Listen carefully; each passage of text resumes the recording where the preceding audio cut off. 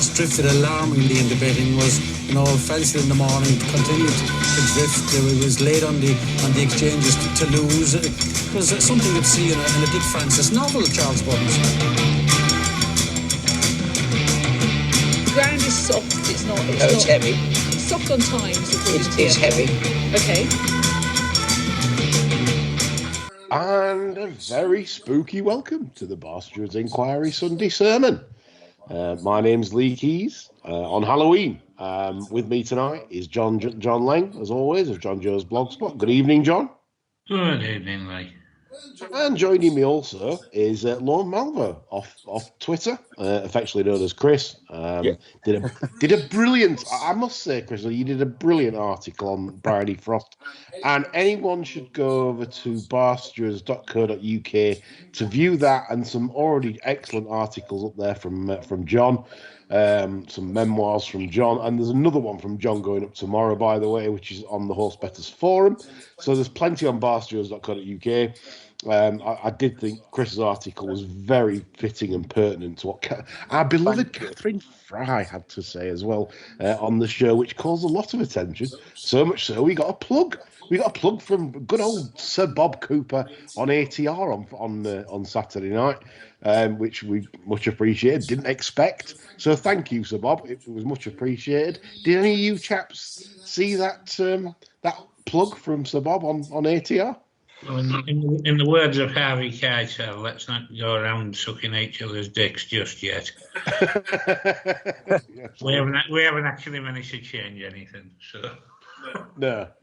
But yeah, I did hear it, and it was fantastic to know that Bob had taken the time to actually listen to a couple of the podcasts and actually like them, which is an added bonus. Yes, no better recommendation, I think. I think you've peaked now. I think Sir Bob is royalty, so he's at the race as Sky Sports royalty. So thank you for that.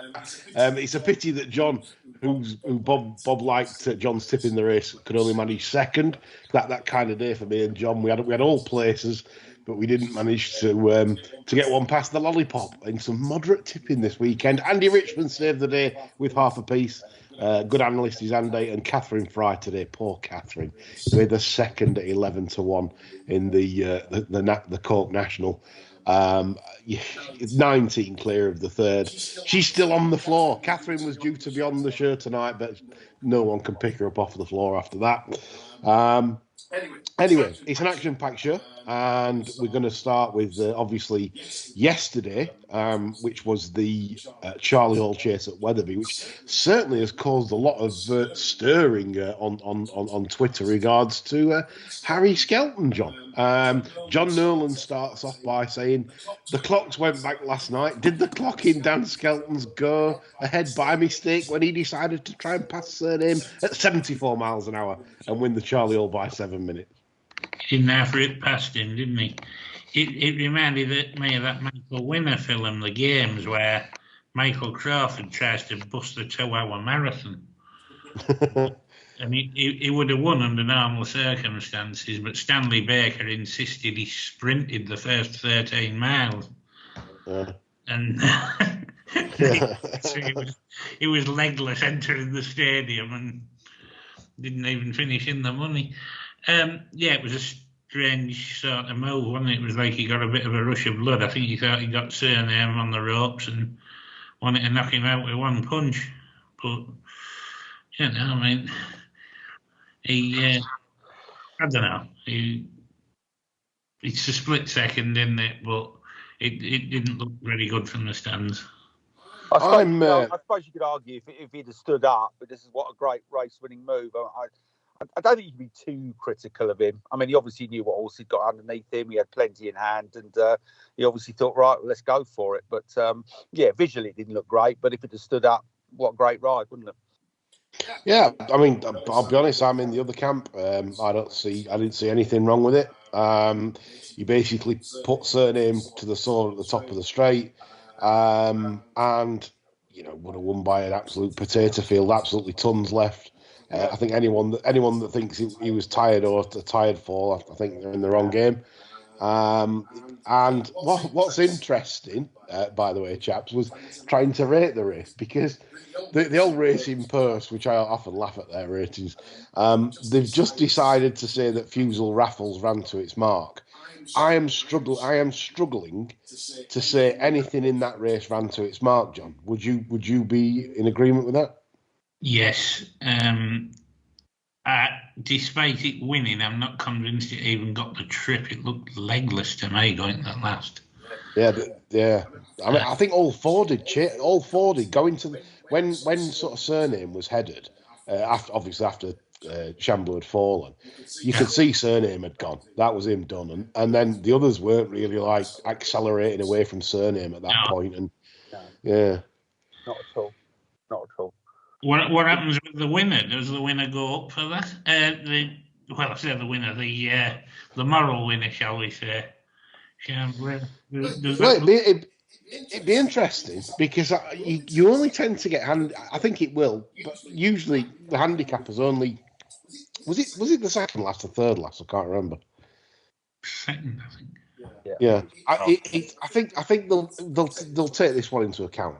I have no doubt. But it's what you actually put on it, because I was certain turning for home Clondor Castle, it was one of those. If this can't win, don't beat this horse up. You could see that from the jockey. He was never getting after that horse. Like once Shamblu burst clear, it was like, well, that's that. And so I'm not sure that that's even got anywhere near its mark, and that got beat 15 lengths. I mean, it's very difficult to rate. Like you said, John, I don't think the winner stayed truly. It just the fact it was probably the fittest horse running to its mark more than any other runner in the race. So in the end, it turned out a disappointing renewal. But certainly, if Shamblu had stood up, he would have certainly got a decent rating, a lot higher than his official mark. And that brings us on to Aaron Rhodes's point, where he says, "Does Shamblu stay in a Hennessy? Not on your Nelly for me," he says. I mean, if he was mine, John and Chris, I would be thinking King George. No, I wouldn't be entertaining a Hennessy or any other. I mean, I don't know if they'll find another prep before a King George or just go straight there, but that would be on my radar, John. I'd be wanting a sharper 3 mile than yesterday if I could find one. Yeah. And I think Kempton's ideal as long as he gets in a rhythm. But obviously, it's another different kettle of fish. You're taking on fitter animals by that point. You're taking on the as well, Yeah, like Frodon and one will be up there, and you're basically taking on a different level of animal to what you faced yesterday. So I don't really think his prospects in a King George would necessarily be great. But if I owned him, that's where he'd be going next, I think. On that one. Aaron goes on to say, Surname, time to stop with this horse. About as reliable as a Paddy Mullins quote. Well, he's getting pretty reliable. He's pulled up the last 3 times. How reliable is what? Yeah, exactly. I mean, I might just first name. Yeah. I mean, like I said, I'm thinking Surname now is looking. Obviously, they said he made a noise yesterday. It's possible to bet him, I think. Yeah. I mean, the thing is, if you look at Surname's form throughout his career, you get some horses that just become automatic machines, as in on the 4th or 5th start, they're running to ridiculously high ratings. It wasn't like that with Surname. He progressed through the handicap up to a top notcher, and I just wonder if he's hit his peak and that's it. And it's now hard work. It's now really hard work to keep maintaining this level of peak.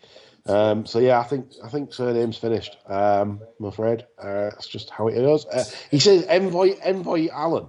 Can he rattle the 2 milers, or should he stick to intermediate trips, John? I think if you go around Cheltenham at 2 mile with him, I think you'll deck him. I don't think enough. Yeah, no, I'm in your camp. I would be back up in trip for a championship race with Envoy Allen for sure. I'm probably George, to be honest. Yeah, absolutely. Again, it could be a fascinating King George if all connections allow, their horses to go there. I mean, that's the thing. I always think the King George, should be a mid-season centrepiece, and I feel sometimes it's not been the case in recent seasons. And I'd like to see, the top Irish trainers turn up there, but obviously they've got the Dublin Festival now, and they tend to use that as the preps for Cheltenham. And finally, Aaron says about Weatherby yesterday: £6.40 a pint, John, or £5.40 a tinny from a pop-up tent.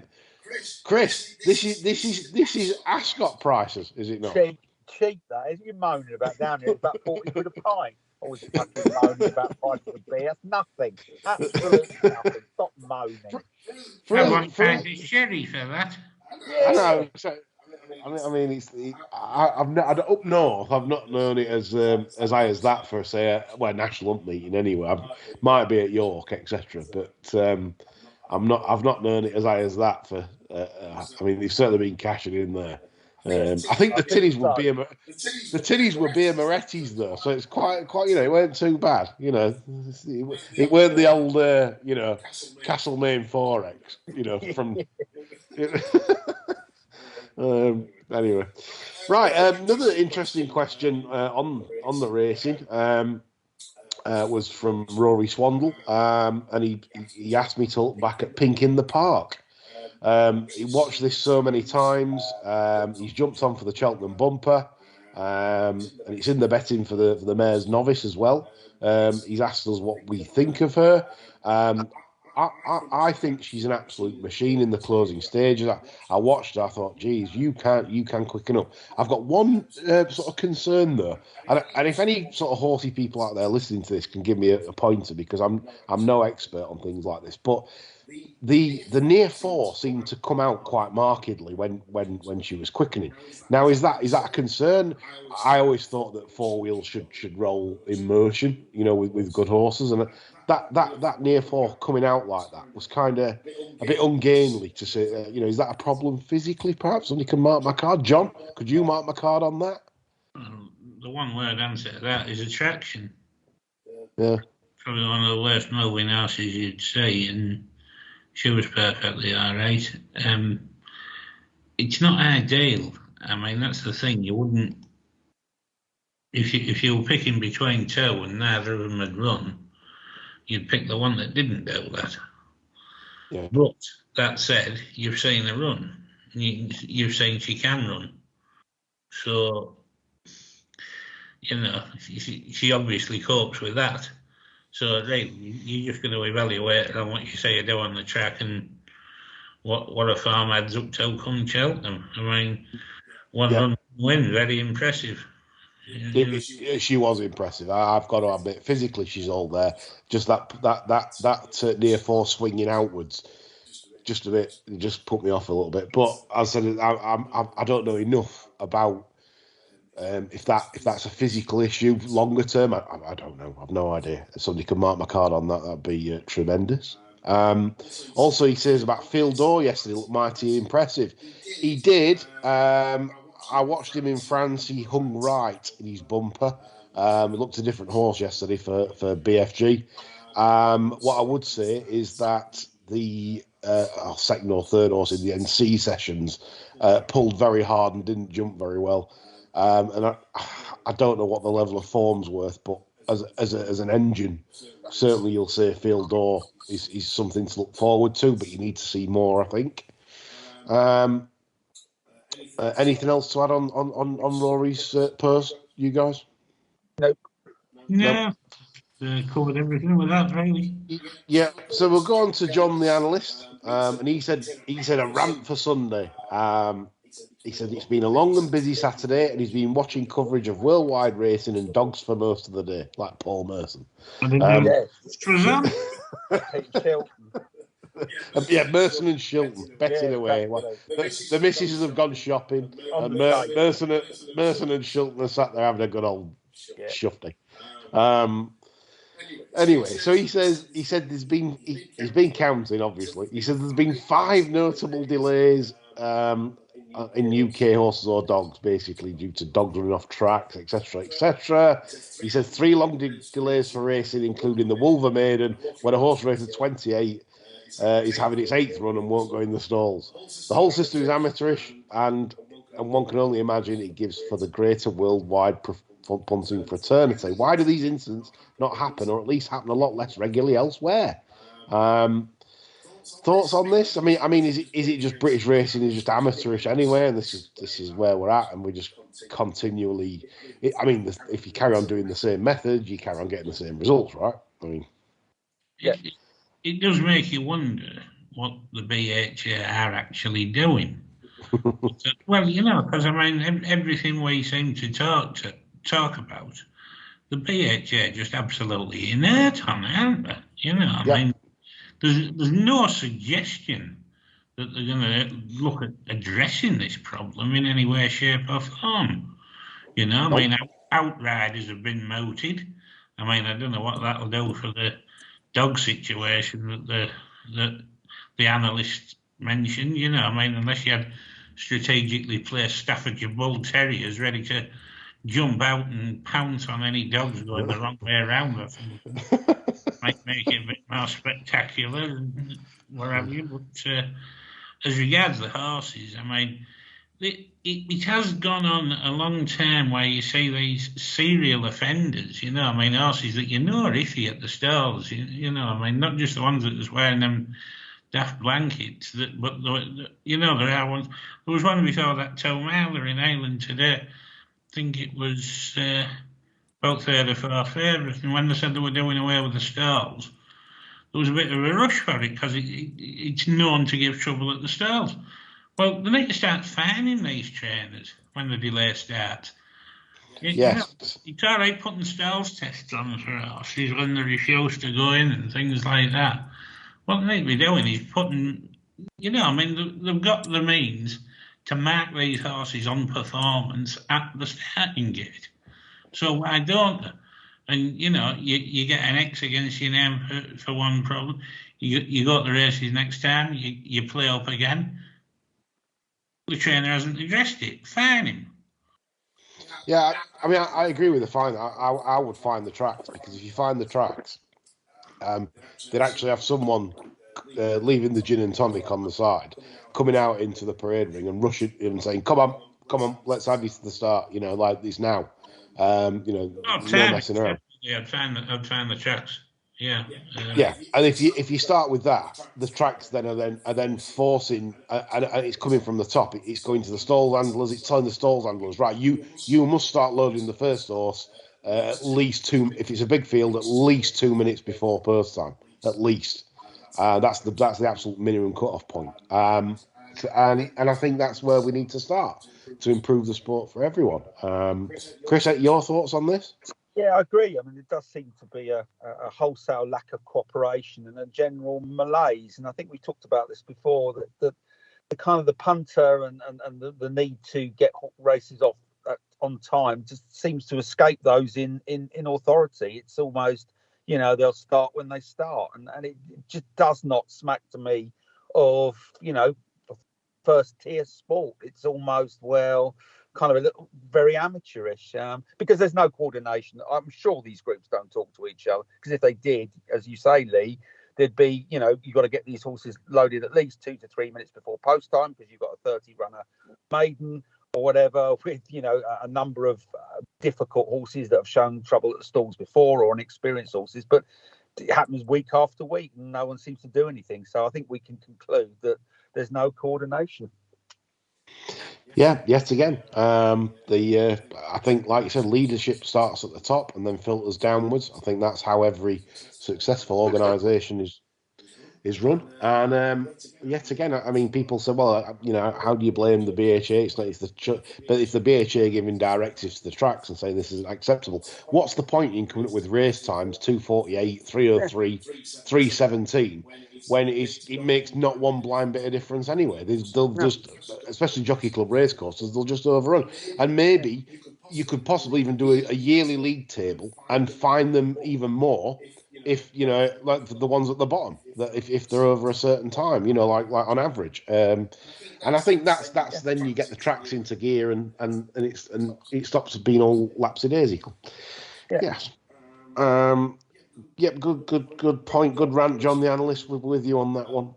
We'll move on just to another subject which kind of shocked me. John Hines posted it on Twitter earlier this week, and I didn't realise that Del Mar, the Breeders' Cup next week, we've got a tremendous show lined up next week. We've got Quentin Franks, myself, John, and Nick Davis to give you the best Breeders' Cup bets, and we're all working hard on that one. But I was shocked to see that Del Mar are introducing the whips in the underhand position for next week's Breeders' Cup meet, which means you cannot imagine Thrasher Morris, guys. Yeah, exactly. You know, he can't go, you know, he's finished. We'll get to the point where Thrasher Morris has a ride in the Breeders' Cup, will we? No, no, probably not. Unless they're bringing an out to 60 handicap and Prescott sends one there on a hat trick. But I mean, what's this? I mean, I've been trying to work this out. You know, I mean, it's, you know, underhand position. What? So that means underhand means. I think that's what we call the backhand position. Right. Yeah. Where the whip handle is pointing down over you, how you would normally sit, and you can't get the whip into the what they call the forehand position, where you can proper get a right good whack into them, you know. So in essence, you're flicking rather than. Yeah, it's a backhander rather than a whack. Yeah. But what I don't tell you is that in America you're allowed to put a fucking syringe in the crop bit at the end. So every time it gives it a tap, it gives it another little boost. So I think that's probably the way forward for them. To be honest, I don't think I've seen very much of American jockeys use the whip in the backhand position. I'll be very interested to see how they cope with that. I think our lads would be a lot more adept at it than they will. Mm. Yeah, I mean, there's a few tracks in America that's gone whipless. Monmouth, I think, and I'm not sure on the others, but I've read it. And look, is this? I mean, John Hines, who's an avid listener and a good guy all round, but he's an avid ban the whip. I don't agree, because surely you're making the old-fashioned, pure old lazy old bugger like redundant. You know, I'd like to see Persian Punch have done what he's done. You know, with no persuader. You know, I mean, you've got lazy horses that are just lazy by nature. It's like anyone. Some people turn up for work late. Some people turn up work on time. It's just how it is. You know, it's characters. And I think if there are anything serious in the current, you know, the whips that have been modified in recent years, you know, you'd have horses coming back marked. You'd have them, you know, and that's not the case anymore. You know, when I've been racing, I have not seen any marks on horses, and I just think, like most trainers I spoke to, say that they'll feel it, but they'll not. It doesn't, you know. It's just like basically a jockey sending the horse a signal, telling them to come on. The time is now, rather than we are beating you up and giving you a good old thrashing, like in the old whip days, which was, you know, I saw some horrendous sights in the 80s. You know, horses coming in with flesh wounds on the Madden, remember him? The Irish. Yeah, Boots. Yeah. Madden, four, not many. Tommy Ryan gave one a right. Was it Mount Rivers at Cheltenham? And Tommy Ryan absolutely beat the living piss out of it.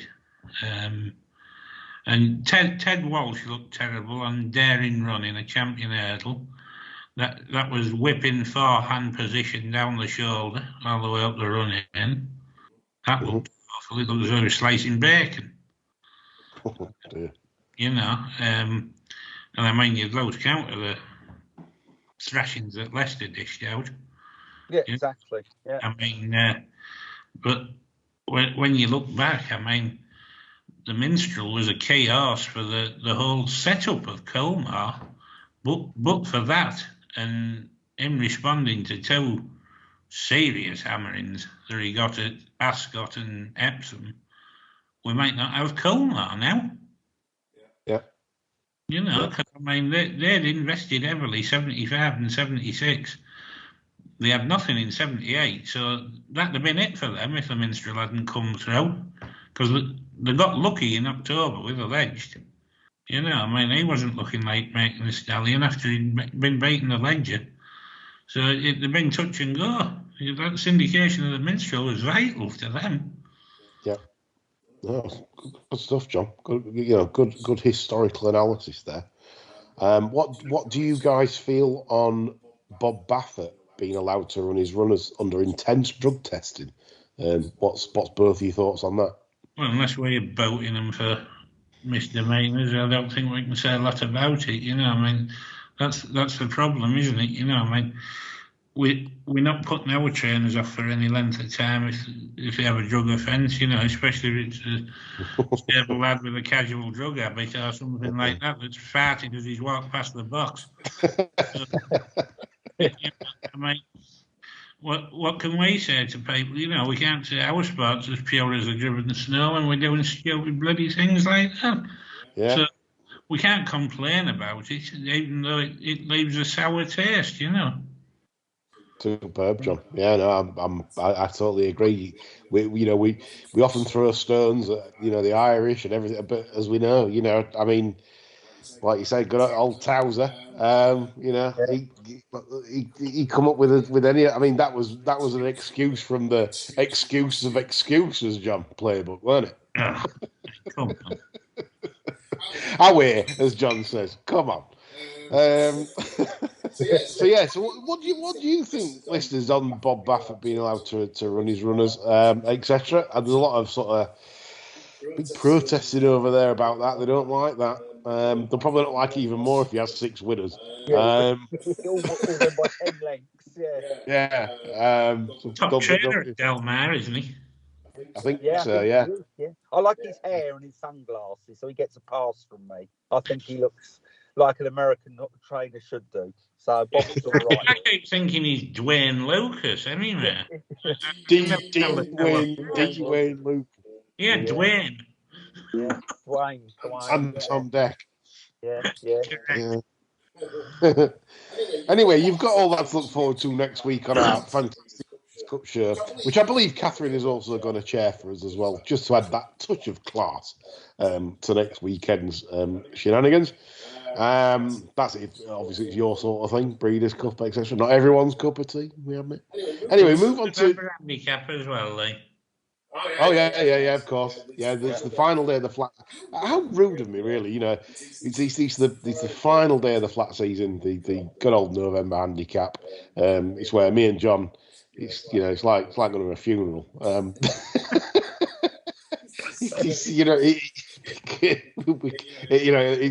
going to put a thing on Barsters saying the road to Doncaster. Yeah, exactly. All winter. Never. Yeah. 200 preview nights between now and the start of the league. But the Barsters road to Doncaster. Me and John will start doing some articles on that. Anyway. We'll move on. Windop's next subject. John Hines again. Loves a question, just John Hines. Can talk until just talk a glass of eye to sleep. Anyway, Windops. We're all big boys and girls, and is it not time to differentiate between the types of Windop? There's a huge difference between a serious wind problem and a simple procedure. Also, are the BHA really checking anything anyway? I mean, all I can say, like medically, is that there are different types of wind up. There's the real bad one, which is very expensive. I know that. I know that from horses that I've had done. It is ridiculous. Over $2,000 for that one. And then there's just the like minor alteration ones, which just a few £100. So I mean, guys, any thoughts? Should there be more? Like transparency on the type of wind ups, etc. It's a good point, isn't it? I suppose more information is good for the punter, but I wonder how cooperative certain trainers would be. And I think goes to his second point. I mean, I don't know what they do to check these things out. I mean, what checking regime there is, no idea. Because I do wonder where you see some horses throw an extra leg, and then you do wonder whether they've had a little bit of surgery that hasn't been declared. But I don't know actually how they check those things out. Well, let's put it this way: if I owned one that I never intended to sell, you don't. I mean, there's no point in declaring it because then it's never going to get vetted by another owner, or to say, oh, hang on, this has had 2 wind-ups. You've not, this has never been declared. Then you're breaking the rules. So if if it's your family pet and you're going to run it until it's until it's 15, it's there's not. I don't see as much point in it really. That said, John, and I thought I'd do a bit of data shuffling here for punters, and I looked at 35,000 recorded wind-ups in this country, and which is quite a sample size. There doesn't appear to be an edge to wind-ups. So I'm going to upset you here. I'm with the kilt on this one. I'm not so sure that they have much, certainly long-term benefit. They might eke a quick win out. They seem to be more effective earlier on than later on. That's why they keep after having them done. But I don't think the data is telling me that there is no edge or advantage whatsoever in wind-ups. I think it's another thing that trainers use to get another 18 months fees out of an owner. His wind collapsed. Oh, don't worry. We'll stick him out of the field, give him some holiday, then we'll bring, get his wind done, get his wind tight, and lovely. When we'll come back next season. Yeah. John, thoughts? I sometimes take it as a positive if I really fancy one. I find out it's first or second run back after having its wind tweaked. Yeah. Overall, long term, I don't think there's a lot of benefit in it either. So, I think there's a lot of other things that should be made available to punters before detail on wind-ups, such as horses' weight on race day. Yes, that's a very good point. I think I know for a fact that what shows horses are wearing at the races aren't scrutinised at all. I often see horses turning up in work plates. I think that's quite significant. That's one of the reasons I like to go racing. Because, I mean, especially low-grade northern stuff, you say that very often, and you know they're not busy for wearing bloody great work shows. It's... there's things like that. There's new handicap ratings. You have to dig like a bloody giant mole to try and find out what the new handicap ratings are until the horse gets entered. Why can't you just find them straight away on a children's racing post? There's loads of information out there that they could make available. They chose not to. And with the gross profits tax deal in place, you don't need to wonder why they chose not to. Yeah, superb points, John. And I'd add to that as well, for extra information that needs to be, rather than wind-ups for me, I'd be more interested in tactics changes. So I think that if you've got a horse that's had sort of 5 runs for it and it's been in maidens, held up, and all of a sudden, you want to know if they're going to go handier, and it's like they don't necessarily have to say what they're going to do, because then that's just telling everybody else what. But they're going to say they're going to try and ride the horse a little bit handier. Might just sort of like give punters a clue to the horse's chance. And I'm not saying they have to do that at 9 a.m. You could wait until they could, as long as you say it before first race time. Like when you get the jockey changes and you get the non-runners in sort of like midday, 1 o'clock. Well, also, like they do in Australia, you've got to announce a tactics change. I don't know if it'd do much good because there'd still be a lot of lying. I'm not a fan of the idea, to be honest. No, because I think you couldn't really police it, because the minute he comes in, this one come across me at the start. I agree. You could be there all afternoon debating it with the little sods. Yeah. So I mean. What you say, John? It's unworkable.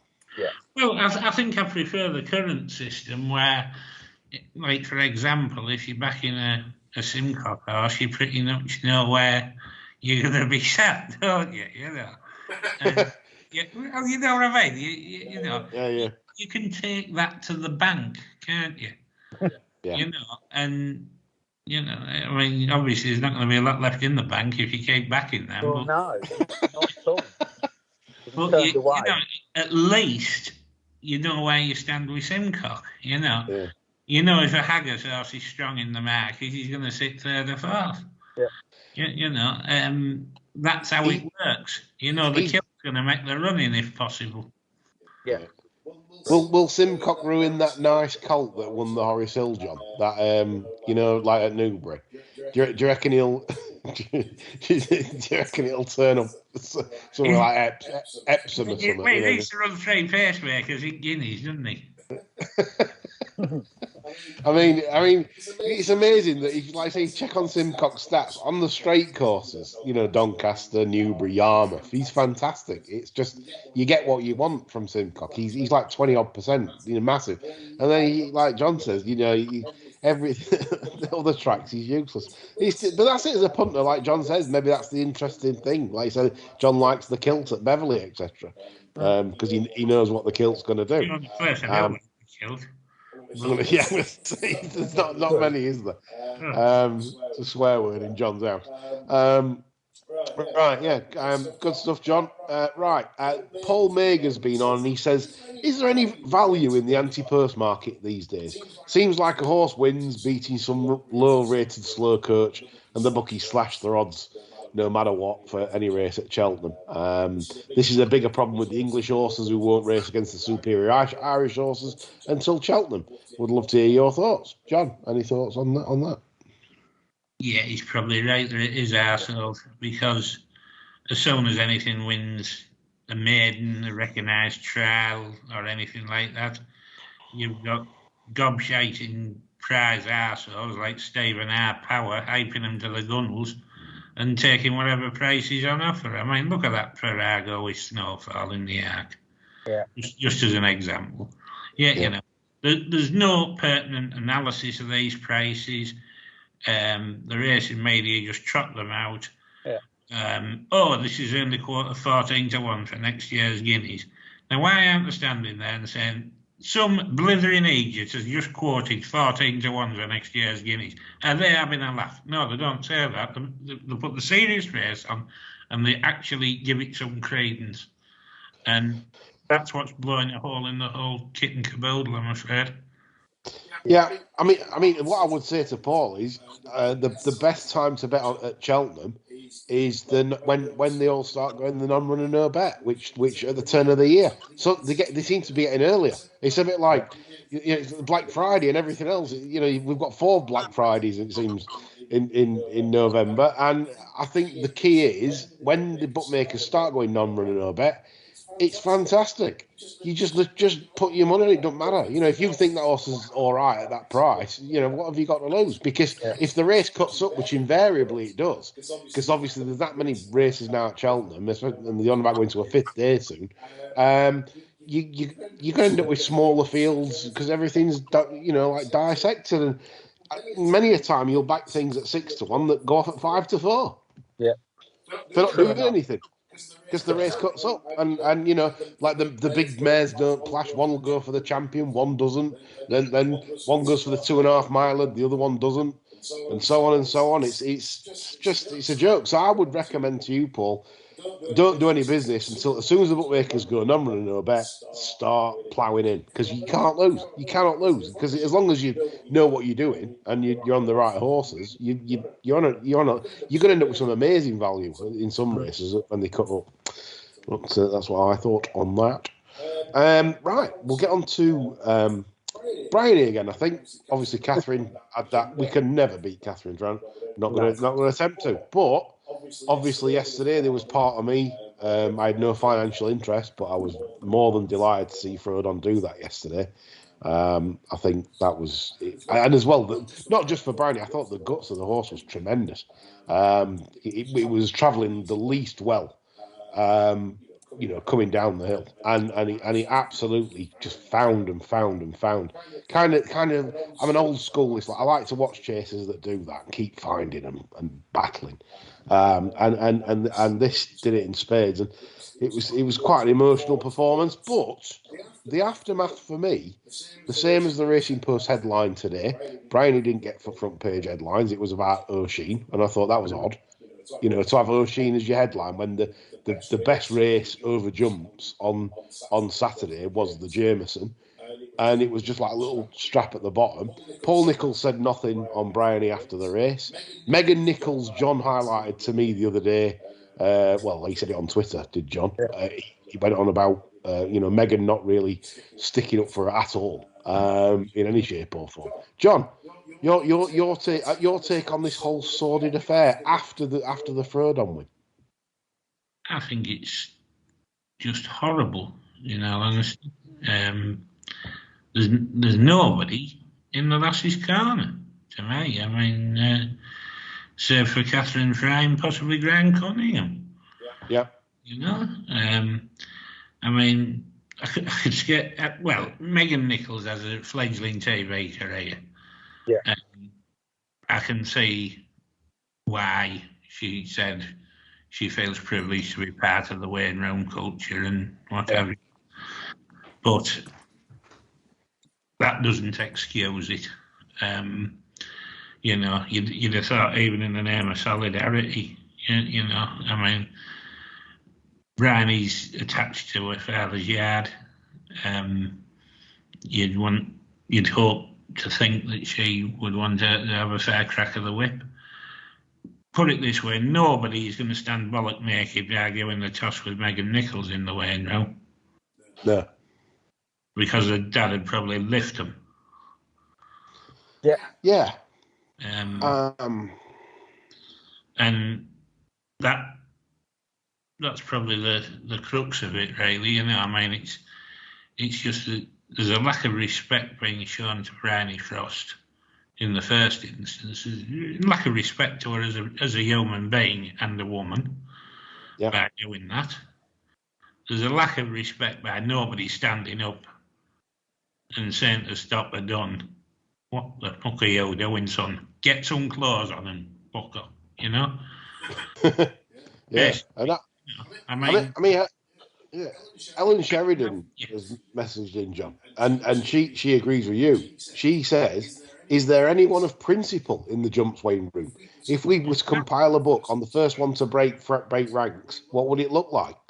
We've had Paul Hannigan saying he was bullied when he was younger, so what? We've had other jumps jockeys. Tom Cannon, I think, come out on Twitter, wasn't very complimentary towards her. I'd like to know why they're not.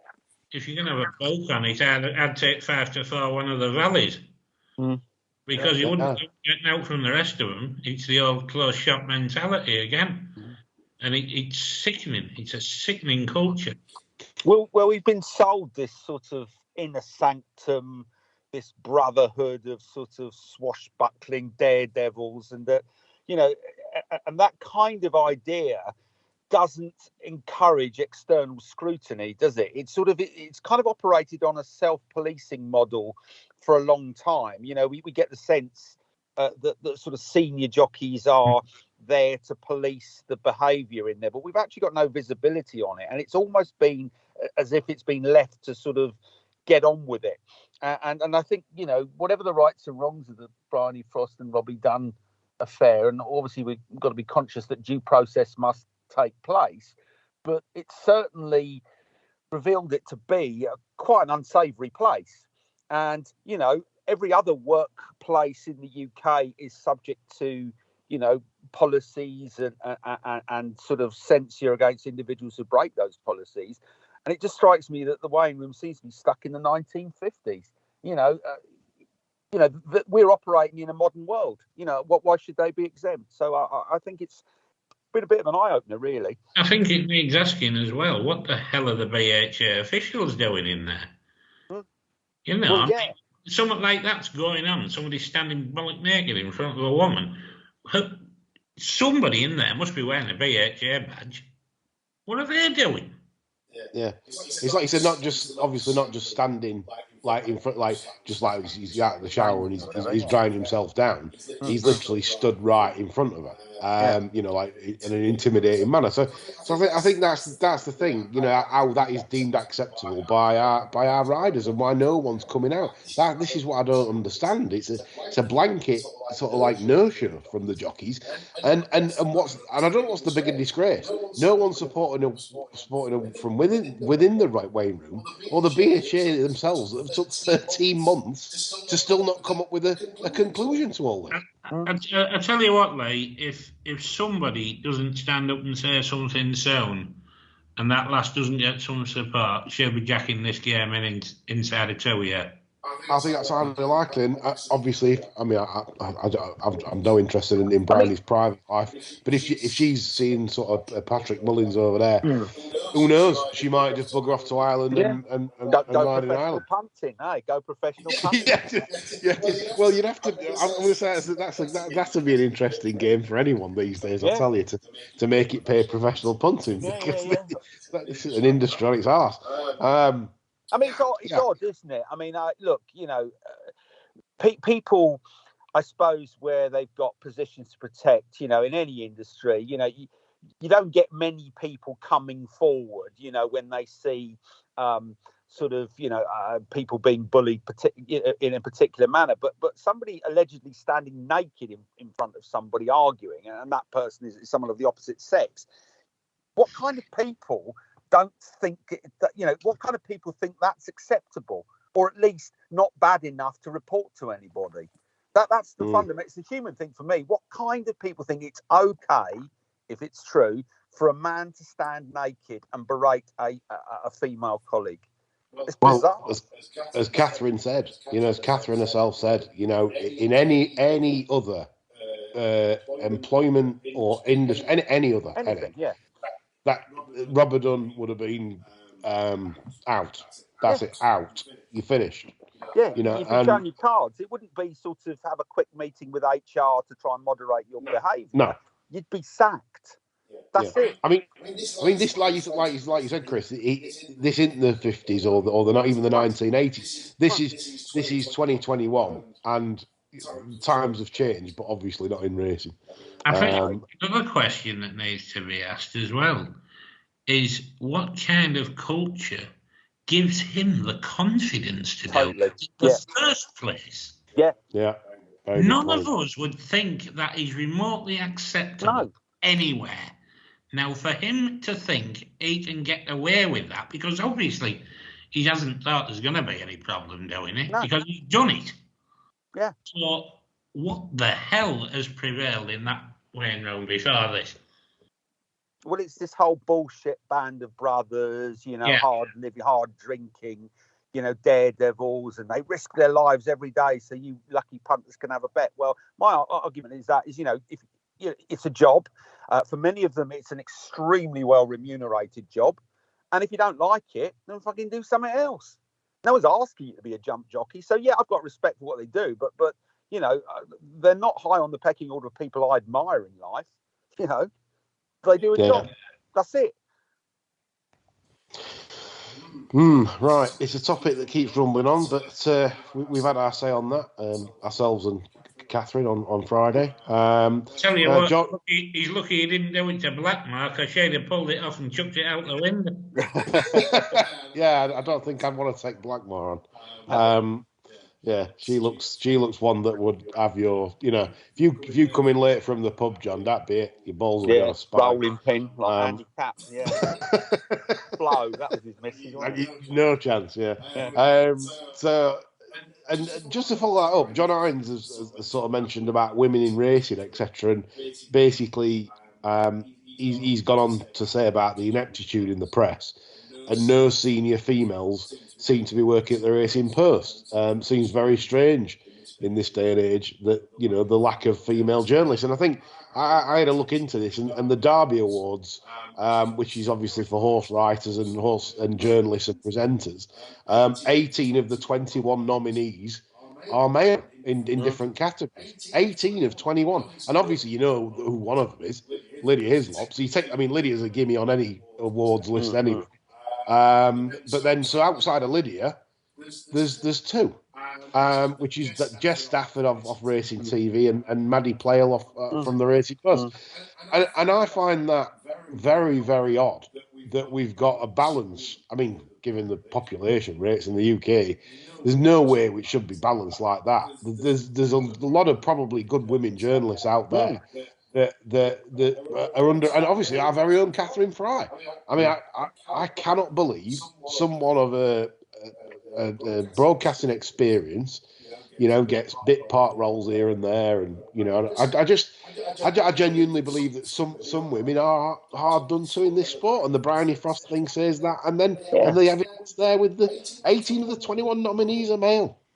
Well, look at if you think the culture of the wine room's bad, I'll venture to say that the culture of the press room is even worse. If you look at some of the candidates or some of the former journalists of the past, you think, fucking hell.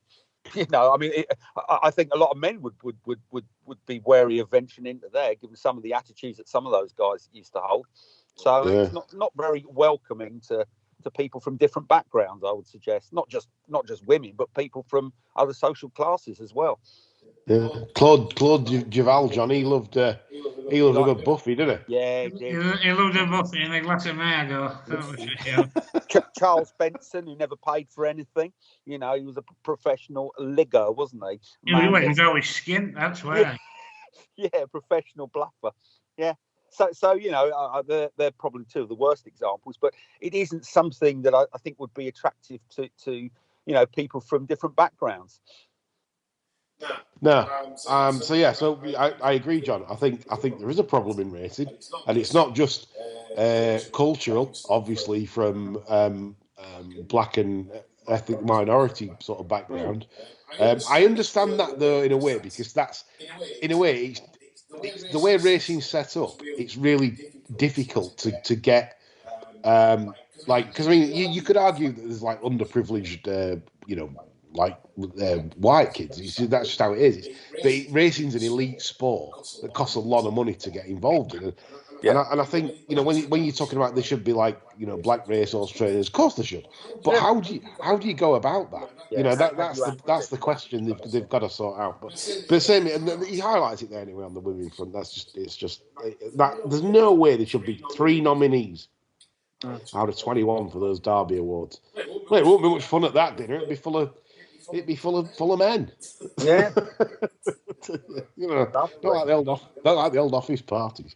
Anyway, that's enough of my sexism. I'll finish off on a non-controversial question, and I nearly forgot your Rob Jackson, but he goes, "Hi guys, what are your opinions on Fergal O'Brien and his chance of landing some Grade 1 horses? I feel he's the best trainer with the horses he has at his disposal, and the results he's been getting. What do you feel?" Rob, my take on Fergal O'Brien, I think he's a lovely man. Anyone can see that. Kean, the assistant trainer, I love following that Twitter account. In fact, it's my favourite Twitter racing account to watch because it brightens my day. Most days, if I'm feeling blue or a little bit, whatever, hungover, you read Fergal O'Brien's Twitter feed, you see the cake, you see Kean's interviews and things like that, and I just think, what a lovely operation to be involved in. And if I was sort of around there, I'd love a horse there. Obviously, it won't be Grade 1 what I can spend, but I genuinely believe if he does get the ammo, he will do the business. So if I could give one advice to him, I'd become a little bit more shrewder. I genuinely believe Fergal tries with nearly everything. And the problem with the handicap system, as you know, you can't get horses well enough in to run up sequences, etc., etc. I don't think he plays the handicap system as well as he could. You need horses that are 130 to be rated 110 to start with, or even less, and work your way up and get them progressing. And I think he'd get noticed more that way if he did that. Might get some JP McManus horses, etc. If he did. If he operated like that. And I think that's where he lets himself down. And I don't think that's a fault of him personally. I just think he's not playing advantage to the way the game's set up. John, your thoughts on? Sorry, Chris. Yeah, go on. Sorry, just jump. I agree with all of that. I think he does come across. I mean, I don't know him, but he does come across as a genuinely nice man. Yes. He seems to bake a mean cake. So if he's listening, I'd quite like a Victoria sponge sent through, please, along with the name of his best unraced bumper prospect as well. So I think we'd like that skipped in. But I think you're right. I mean, I don't know his business plan, but I think he's sort of palled up with Graham McPherson QC now, so he's got 650 quid an hour legal advice on tap, so that's a good thing.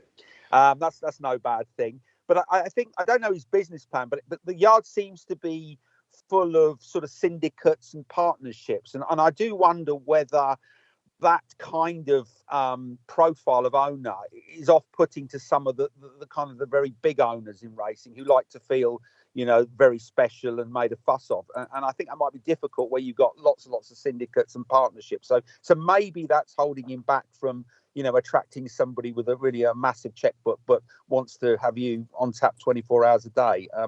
But as I say, I agree. He's a nice man and a really, really good trainer. And I hope he flourishes, really. Yeah, John, your final thoughts on Fergal? Well, one of the ways I tend to judge trainers is how I feel if I've had a bet and one of theirs is strong in the market against me. Like, for instance, I couldn't give a flying monkeys if Ed Dunlop's backing one of his off the boards and I've had a bet, I say one of his coming in the bet, and then I will probably even go back and have a look, and the default reaction is, oh Christ, which suggests to me he's a very, very effective outfit, and the Twitter feed suggests he has a healthy disrespect for arseholes, which is something else I'm always going to like. He's rattling winners in at a good percentage. I think it's 22% this season. Yes. There's nothing not to like. Yeah, agree with that. Agree with all of that.